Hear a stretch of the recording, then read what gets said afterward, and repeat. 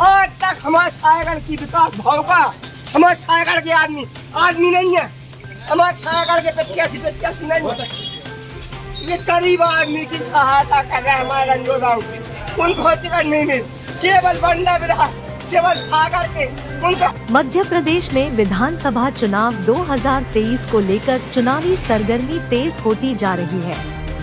बीते दिन भाजपा की केंद्रीय चुनाव समिति ने चुनाव के लगभग 3 महीने पहले प्रदेश की 39 विधानसभा सीटों पर अपने उम्मीदवारों के नामों की घोषणा कर दी है। उम्मीदवारों के नामों की घोषणा होते ही जगह जगह विरोध के सुर देखने को मिलने लगे। छतरपुर के बाद आज सागर जिले की बंडा विधानसभा से आया है, जहां भाजपा ने वीरेंद्र सिंह के नाम की घोषणा की है। वीरेंद्र सिंह के नाम की घोषणा होते ही शाहगढ़ में रणजोर सिंह बुंदेला के समर्थक भड़क उठे और सड़कों पर उनके समर्थन में उतर आए। समर्थकों ने नाराजगी जताते हुए अपनी बात रखी कि भाजपा के द्वारा लगातार शाहगढ़ में नेतृत्व को नकारा है और लगातार कई वर्षों से सक्रिय रणजोर सिंह बुंदेला को टिकट न देना क्षेत्र की जनता के साथ छल है। वहीं दूसरी ओर समर्थकों ने भाजपा पर जातिवादी राजनीति का आरोप लगाते हुए केंद्रीय मंत्री प्रहलाद सिंह पटेल के मुर्दाबाद के नारे लगाए। तो आइए देखते हैं ग्राउंड जीरो से नितिन जैन की स्पेशल रिपोर्ट। मैं नितिन जैन और आप मेरे साथ देख रहे हैं डिजिटल भारत न्यूज सायगढ़। मध्य प्रदेश में चुनावी सरगर्मियां तेज होती जा रही हैं। इसी तारतम्य में मध्य प्रदेश की भाजपा केंद्र समिति ने 39 उम्मीदवारों की घोषणा की है। तो 39 उम्मीदवारों के नामों को लेकर इसी विधानसभा में खुशी का माहौल है, तो कहीं जनाक्रोश देखने को मिल रहा है। ऐसा ही मामला सागर जिले की बंडा विधानसभा से आया है, जहां वीरेंद्र सिंह लम्बरदार को भाजपा ने अपना प्रत्याशी चुना है, लेकिन लगातार कई वर्षों से सक्रिय रहने वाले रणजोर सिंह बुंदेला के नाम को दरकिनार करते हुए जो वीरेंद्र सिंह के नाम पर भाजपा ने मुहर लगाई है, उसको देखते हुए आज साहेगढ़ नगर के नगरवासियों में, क्षेत्रवासियों में और रणजोर सिंह बुंदेला के समर्थकों में अच्छा खासा जन आक्रोश देखने को मिल रहा है। तो आइए हम रूबरू होते हैं रणजोर सिंह बुंदेला जी के समर्थकों से, उनकी क्या राय है। रणजोर सिंह बुंदेला जी को टिकट मिलना चाहिए और इनको तो कोई जानता भी नहीं है जिनको टिकट दे दी है। 10 लोग भी नहीं जानते हैं। भाजपा को अगर पुनः विचार करना होगा और रणजोर सिंह बुंदेला जी को टिकट देना होगा तो भाजपा की जीत यहाँ पर होगी। रणजोर बुंदेला जिंदाबाद जिंदाबाद। अगर इस विरोध प्रदर्शन में सबसे बड़ी खास बात ये देखने को मिल रही है कि इस प्रदर्शन में पुरुषों के साथ महिलाओं ने भी, मातृशक्ति ने भी बढ़ चढ़ कर हिस्सा लिया है। तो हम अपनी मातृशक्ति से जानते हैं उनके क्या विचार हैं।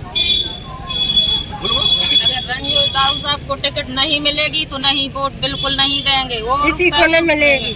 वोट देने को कोई तैयार नहीं है। उनको वीरेंद्र को कोई पहचानता नहीं है। दाऊ साहब सबकी मदद करते हैं, उन्हीं को विधायक बनाओ जाए। तो पार्टी ने निर्णय लिया है प्रत्याशी को लेकर। जो क्षेत्र में सक्रिय थे प्रत्याशी, लोकप्रिय थे रणजोर सिंह बुंदेला, उनके लिए कंधे पकड़ के ऐसे प्रत्याशी को सामने ला के टिकट दिया है जैसे क्षेत्र में ना तो कोई पहचानता है, ना वो क्षेत्र में कभी सक्रिय रहे हैं, ना ही अगर पार्टी नहीं के लिए अगर प्रत्याशी घोषित करती है, अगर आगे वो चुनाव लड़ते हैं तो स्वाभाविक सी बात है, जिनको कोई जानता नहीं है वो बड़े अंतर से चुनाव हार जाएंगे और पार्टी को यहाँ पर बड़ा नुकसान होने वाला है। तो पार्टी पुनः विचार करके रणजोर सिंह बुंदेला का नाम आगे लाए तो पार्टी यहाँ पर बड़े बहुमत से विजय होगी। मैंने इतनी घटिया राजनीति भारतीय जनता पार्टी के अंदर पहली बार देखने को मिली है। जो जनता के बीच में ना नाम, ना कभी समस्या में, ना कोई भी नहीं, जिनका नाम था वो नाम ही मुक्त कर दिया गया। ऐसी घटिया जातिवादी राजनीति को मैं बहुत खराब कहूँगा और भाजपा का मूल कारण यही पार्टी की जातिवाद को देखते हुए ही हार का सामना करना पड़ेगा। अगर जो जनता के बीच में जाता है और पुनः विचार नहीं किया जाता है तो फिर भारतीय जनता पार्टी को हार का 100% और बहुत बुरी तरह से हार होगी भारतीय जनता पार्टी। सायगढ़ में का अभी कोई विधायक नहीं बना है और बंडा के विधायक कई बन चुके हैं और सायगढ़ का कोई विकास नहीं हुआ है। और हम ये आशा करते हैं कि सबको टिकट मिले रणजीत सिंह बंदेला जी। बंडा विधानसभा में वीरेंद्र लंबरदार को भाजपा ने टिकट दी, कितनी सहमत हो तुम? हम तो उनको पहचानते भी नहीं हैं जिनको टिकट दी गई है। और दूसरी चीज़ कि हर कछु को भी मतलब बंडा ही है कि मतलब सायगढ़ बिल्कुल अलग कर दिया गया है विधानसभा से, तो पूरा अलग कर दी। हम तो 1% सहमत नहीं है, हमारे यहाँ के लोग भी सहमत नहीं है। यहाँ से क्या लग रहा है तुम्हारे हिसाब से कौन? बीजेपी अपना पूरे प्रत्याशी गंवाएगी, जो अभी 39 सीटों की की है घोषणा, तब आधी गंवा देगी। भाई जो तैयारी कर रहा है, जो मेहनत कर रहा है, उसको टिकट दी जाए, उसके अलावा किसी को ना दी जाए। एक बार विचार करना चाहिए बीजेपी को कि मतलब किसको टिकट देना है, किसको नहीं देना है। बंडा से किसको मिलना चाहिए? मंडा से कुमार रणजीत सिंह बुंदेला को मिलना चाहिए, क्योंकि वो काफ़ी लंबे समय से मेहनत कर रहे हैं, पिछले 10 सालों से मेहनत कर रहे हैं, भारतीय जनता पार्टी का काम कर रहे हैं। आपने विधानसभा चुनाव को लेकर लगातार तैयारियां की, लेकिन पार्टी ने वीरेंद्र लंबरदार का नाम घोषित कर दिया।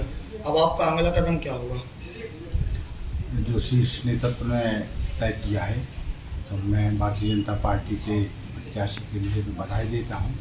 और भारतीय जनता पार्टी के प्रत्याशी से मुझे कोई तकलीफ नहीं है, लेकिन मैंने जो परिश्रम किया पिछले 5 वर्षों से भी अधिक समय हो गया और लगातार 3 वर्षों से मैं जनता की सेवा के लिए, चाहे बंडा हो चाहे सायगढ़ की छोटी छोटी समस्याओं से लेकर कोई भी समस्या हो, जनता की सेवा करता रहा।